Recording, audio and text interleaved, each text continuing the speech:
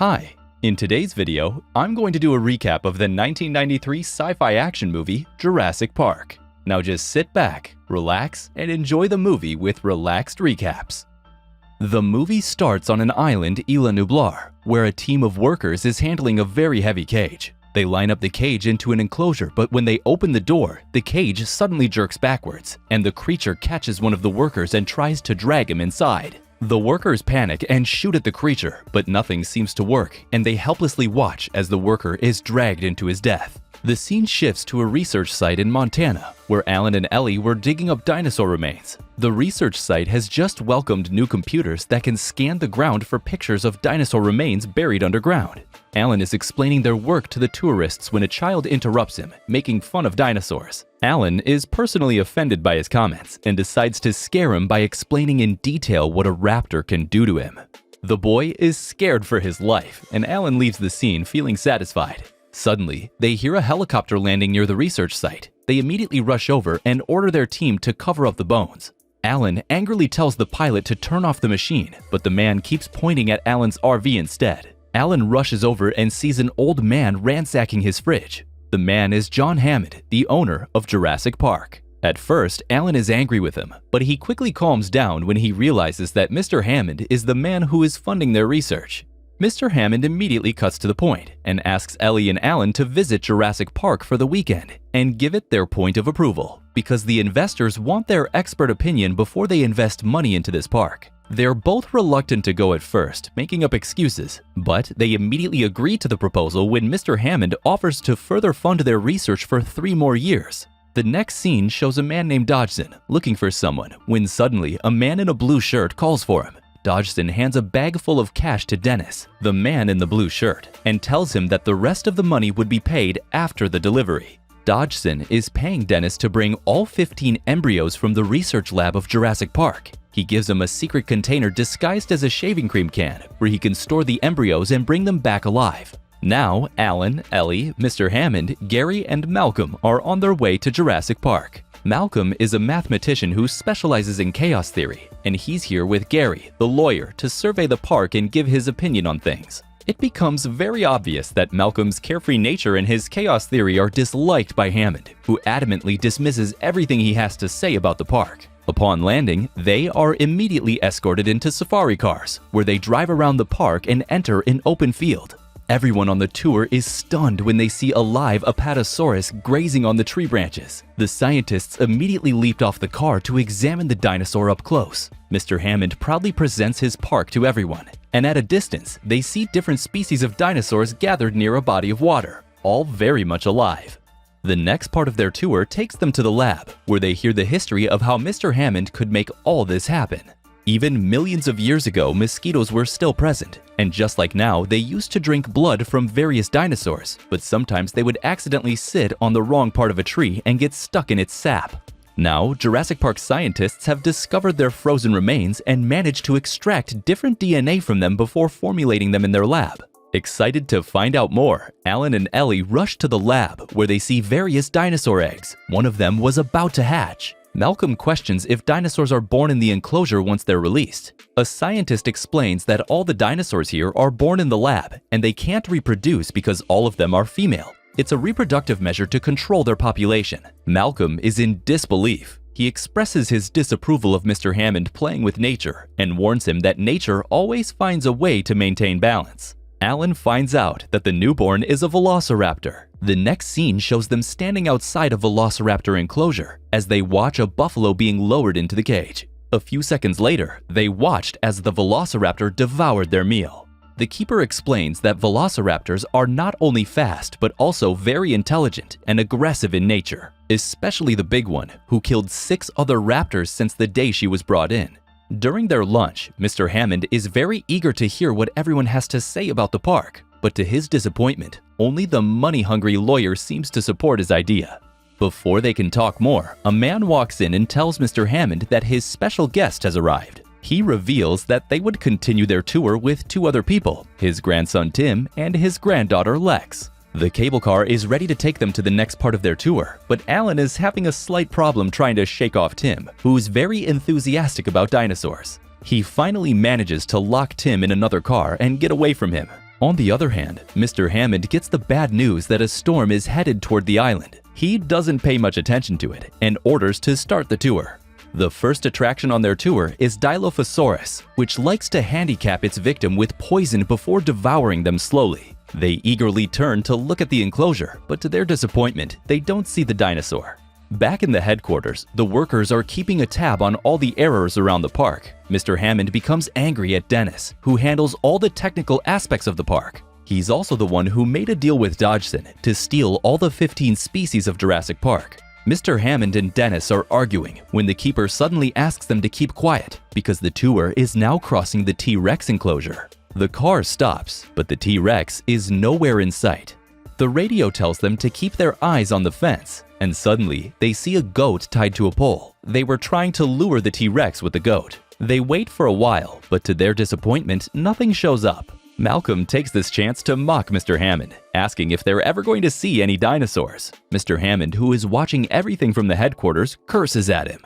Malcolm and Ellie are busy talking about the chaos theory when Alan sees a dinosaur in the distance. He immediately steps out of the running car, making Ellie and everyone else follow him. They walk further into the forest and come across a sick Triceratops. Ellie begins examining her when she finds out that the dinosaur keeps getting sick every 6 weeks. She suspects that it must have eaten a poisonous plant, but after examining the enormous dinosaur dump, she concluded that the reason must be something else. Back at the headquarters, they get ready to stop the tour after they find out that the storm hasn't slowed down or changed direction.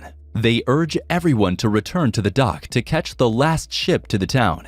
Everyone gets ready to leave, but Ellie insists on staying behind to examine the dinosaur a little more. Alan is reluctant to leave, but the doctor in charge of the dinosaurs assures them that he would escort Ellie back. Mr. Hammond is very disappointed that the tour isn't going according to his plan.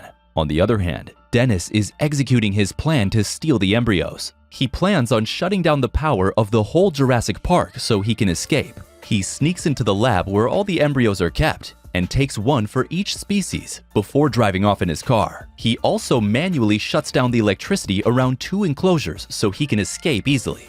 As the power shuts down, Arnold, the chief engineer of Jurassic Park, rushes to make sure that the electricity around the Velociraptor enclosure is still secure. He tries to access Dennis's computer to fix the problem, but he's locked out by a password. Then they try calling for Dennis, but he doesn't answer. All the systems in the car start shutting down before the car itself stops in front of the T-Rex enclosure. As they wait for the power to come back, Tim suddenly feels the car shake around him. Lex, Tim, and Gary quickly realize that something is wrong, and when they look at the enclosure, they find the goat missing. That's when they see the big T-Rex that's tearing down the fence of the enclosure. Without warning, the lawyer runs out of the car and hides in the nearby bathroom, leaving the kids alone. Lex makes the mistake of turning on the torch, which attracts the T-Rex's attention to the car. It soon starts attacking the car, flipping it over and stomping on it. Alan quickly lights up a flare and goes to distract the T-Rex. Malcolm lights up a flare too and tells Alan to save the kid as he runs away, taking the T-Rex with him. The dinosaur quickly catches up with him and injures him, but the bad luck falls on the lawyer as the bathroom he was hiding in is destroyed by the T-Rex. He doesn't even have time to comprehend the situation before he's eaten by the dinosaur. On the other hand, Alan has successfully saved Lex, but Tim was still stuck underneath the car.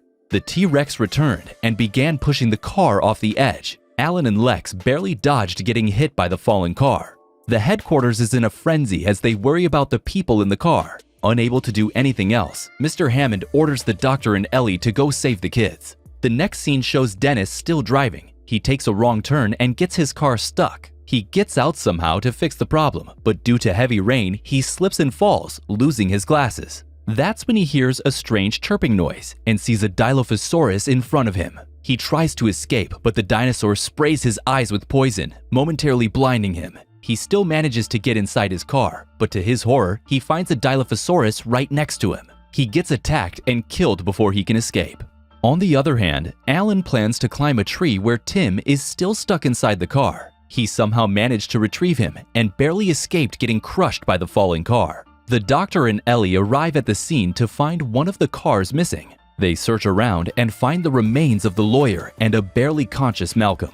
Ellie finds the other car and goes to examine it. From the footprints, she realizes that Alan and the kids have escaped. Suddenly, Malcolm becomes very alert when he feels the ground shaking under him. Quickly realizing what's coming their way, he urges Ellie and the doctor to leave. They get into the car, and barely seconds later, a T-Rex tears out of the forest chasing after them. Fortunately, they manage to escape. Alan and the kids climb a tall tree to spend their night. The kids are too scared to sleep, but when Alan assures them that he would stay guard all night, they sleep peacefully. Back in the headquarters, Mr. Hammond is worried for his grandchildren, but he still hasn't given up on the idea of this park. Ellie talks some sense into him and urges him to save their own and get out of this island for good. The next morning, when Alan, Ellie, and Tim leave the tree, they find a bunch of cracked eggs indicating that new dinosaurs are being born. Tim questions Alan about how that's possible when all the dinosaurs are female, and he explains that it's because the scientists had used frogs' DNA to fill the gaps in the dinosaur DNA, and some frog species are known to change sex to prevent extinction. In the headquarters, Mr. Hammond comes up with a plan to shut down the whole system and reset it manually so they can get the electricity back and the computers running. But to do that, someone would have to turn the main electric switch, which is a mile away from the headquarters. Arnold decides to go, but when he doesn't return, Ellie and the doctor take on the task, and Mr. Hammond instructs them through the radio. But once they go out, they see that the fence around the Velociraptor enclosure is torn down, meaning all three of the raptors are running loose. The doctor instructs Ellie to make a run for the control room while he keeps an eye out for the raptors. At first, she gets lost while following Mr. Hammond's instructions, but when Malcolm takes over the radio, they quickly find the main switch.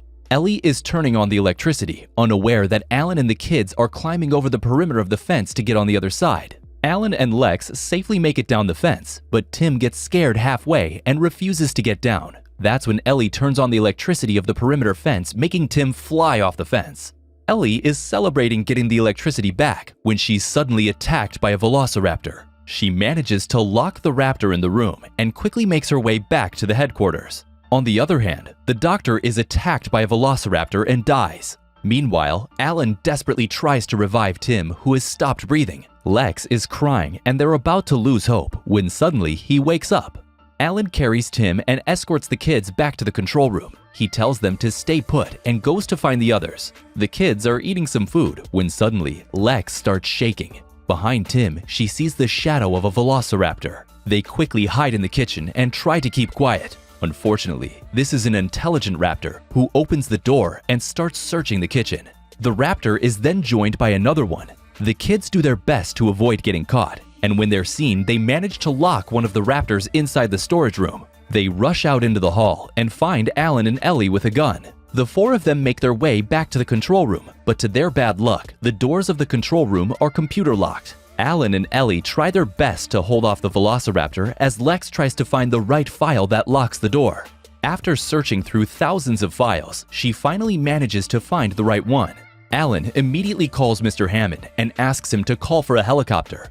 But the peace doesn't last long as they realize that the velociraptor is trying to break through the glass. They climb into the vent and make their way to the main hall, but as soon as they get down, they find themselves surrounded by not one, but two velociraptors. The one they had locked in the kitchen had managed to escape. Alan hides the kids behind him as the velociraptor gets ready to attack them. But suddenly, the T-Rex appears and bites into one of the velociraptors. The other raptor immediately goes to attack the T-Rex, giving them a chance to escape. Outside, Mr. Hammond is waiting for them in a Jeep. They immediately get out of there. Alan makes it clear that he isn't in favor of this park, and at this time, Mr. Hammond can't help but agree with him. The last scene shows the surviving people getting into a helicopter and flying away from the island and its horror. That was it for today, guys. We hope you enjoyed the video. Subscribe to Relaxed Recaps for more content just like this. Feel free to hit the like button to help us out and leave a comment with which movie you'd like us to review next. Until next time.